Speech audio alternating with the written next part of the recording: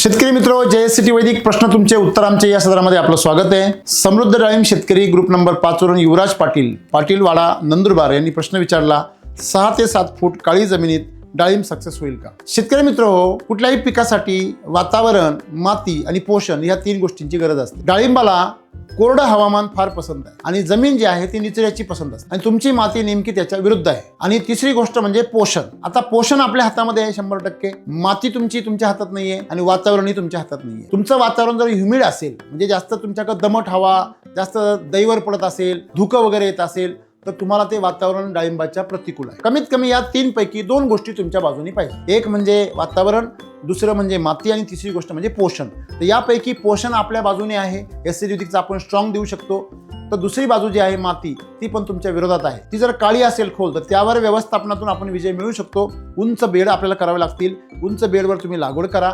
दुसरी गोष्ट, तुम्ही त्याच्यामध्ये पाण्याचं व्यवस्थापन काटेकोर करा, तुम्हाला डाळिंब अतिशय सक्सेसफुल करता येते। त्याच्यामध्ये आपल्या सर्वात महत्त्वाची गोष्ट म्हणजे अतिशय कमी पाणी आणि भरपूर पोषण सेंद्रिय कर्बाचं असं व्यवस्थापन करून तुम्ही डाळिंब शेती त्याच्यामध्ये अत्यंत सक्सेसफुल करू शकता।